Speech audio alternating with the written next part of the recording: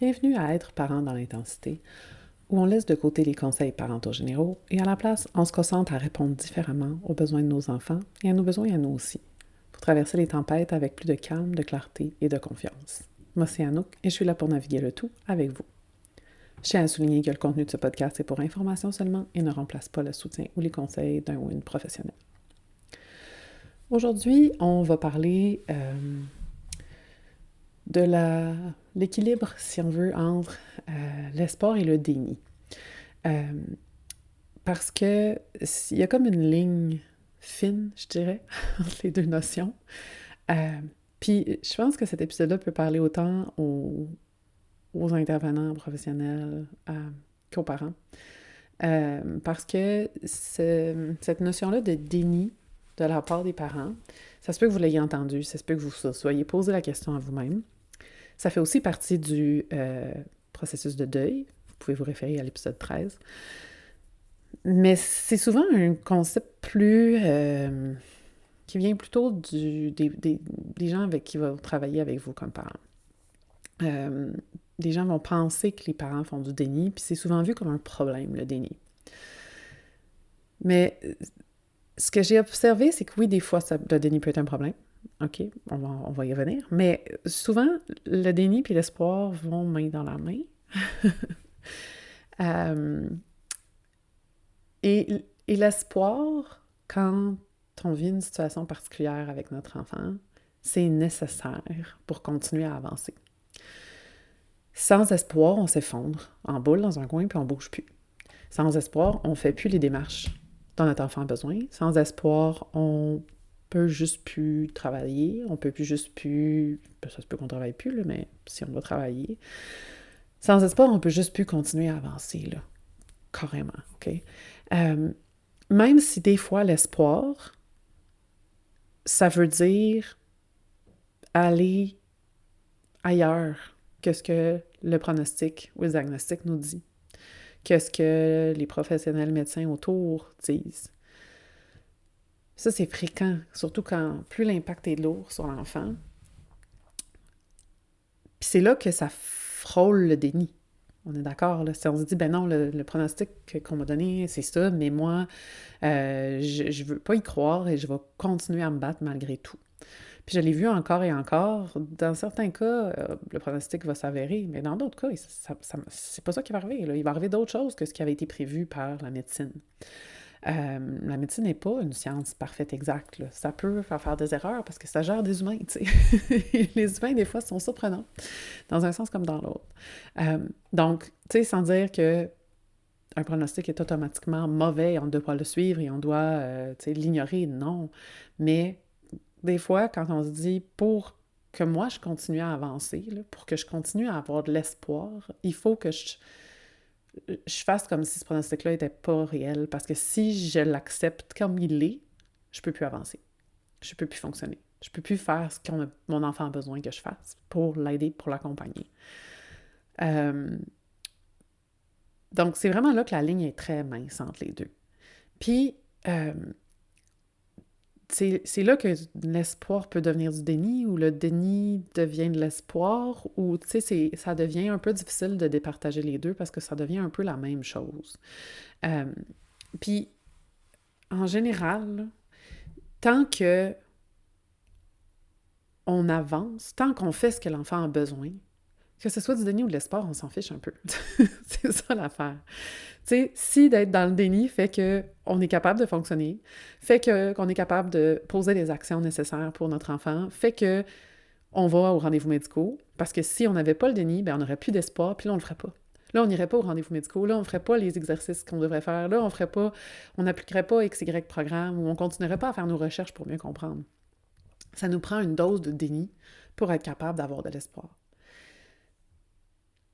En général, en fait. C'est un peu ça. Le problème, c'est quand le déni fait que là, on bouge plus. Tu sais, quand le déni fait qu'on est tellement dans le déni qu'on se dit, ben non, la condition n'existe pas, la situation n'existe pas, il n'y a rien à faire pour mon enfant, j'ai pas besoin d'agir différemment parce que mon enfant n'a pas de ces besoins-là. Ben là, ça devient un peu plus problématique. Là, le déni devient un peu plus un obstacle. Puis c'est là que le déni devient un problème. Mais Autrement, tant que le déni nous permet d'avancer en nous donnant de l'espoir que ça se pourrait que ça change, que ça se pourrait que ça aille mieux, c'est pas un problème. Par contre, il faut aussi voir l'équilibre. Tu sais, des fois, est-ce qu'on en demande trop à l'enfant? Ou est-ce qu'on s'en demande trop à nous comme parents dans les démarches? Parce qu'on est un peu trop loin dans le déni, puis qu'on se dit, non, mon enfant est capable, on va pousser, on va pousser, on va pousser. Mais si c'est trop, bien là, ça peut devenir contre-productif aussi. Tu sais. On peut se mettre à pousser tellement l'enfant que là, il n'arrive plus à avancer du tout, ou il y a un sentiment d'échec tellement important que ça va nuire à son développement, tu sais, à sa santé mentale. Puis la même chose, nous comme parents, tu sais, est-ce que d'aller faire 56 000 démarches parce qu'on se dit non, on va régler le problème, c'est réaliste, puis ça nous aide vraiment, ou ça juste que ça nous nuit, puis ça nous amène tellement de charges supplémentaires qu'au bout de la ligne, on s'épuise complètement, tu sais. Parce que dans la majorité des cas, on n'est pas dans un sprint, là, on est dans un marathon, fait qu'il faut être capable de continuer à courir sur le long terme. Il se finit comme pour ce marathon-là. Il peut se finir à un moment donné, mais dans le sens où souvent, il va durer longtemps. Parfois, toute la vie. Peu importe la durée. Puis, c'est ça aussi, tu sais, c'est cette espèce d'élément de jusqu'où est-ce que c'est sain ce que je fais comme démarche, jusqu'où est-ce que c'est un équilibre entre aider l'enfant à se développer, puis moi faire le plus que je suis capable, ou est-ce que ça devient trop, ou est-ce que ça devient pas assez. Puis c'est pas évident, il n'y a pas de réponse claire à ça. Là. Puis même si des fois on a des professionnels qui disent il faut faire ça,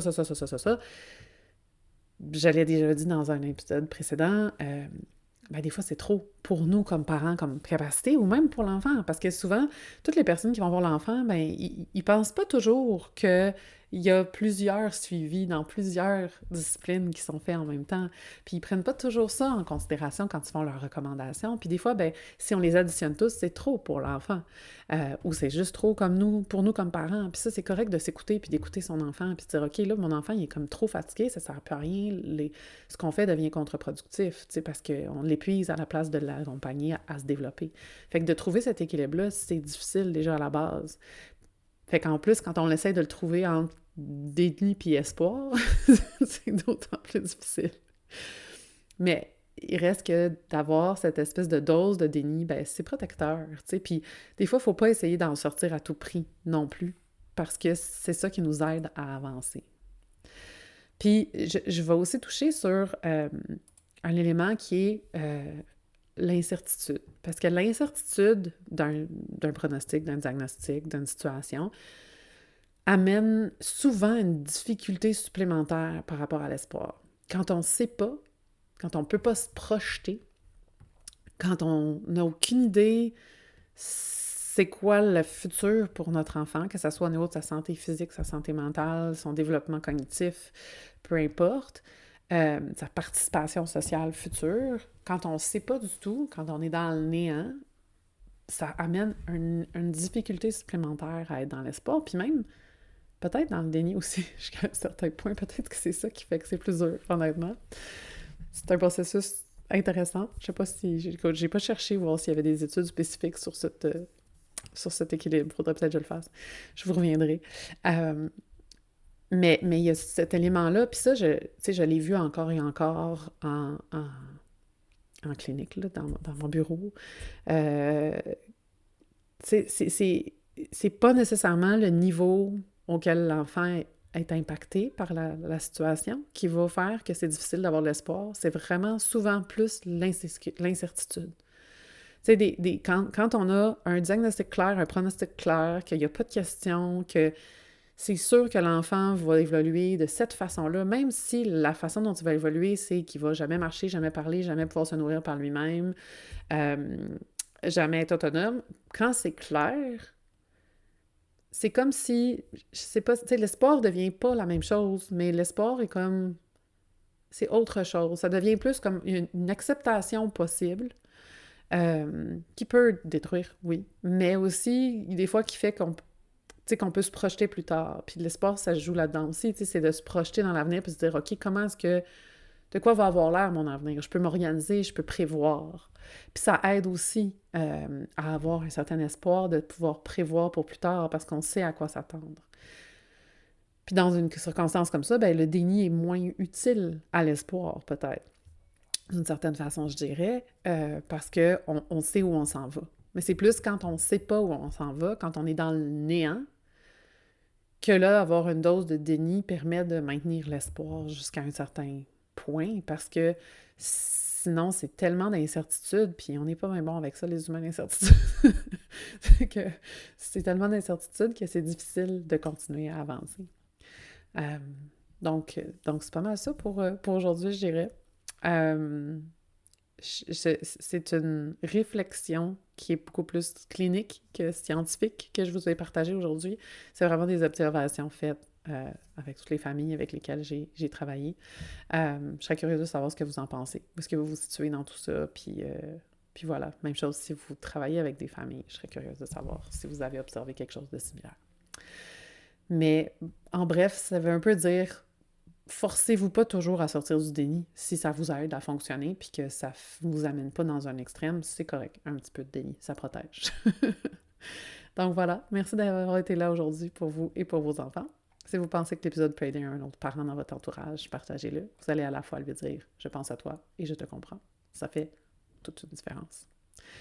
Et si vous voulez prendre soin de vous, de votre système nerveux, vous aider à aller mieux un petit peu, à sortir du mode survie, j'ai un guide gratuit sur le site qui va vous aider à faire ça en aussi peu que 5 minutes par jour.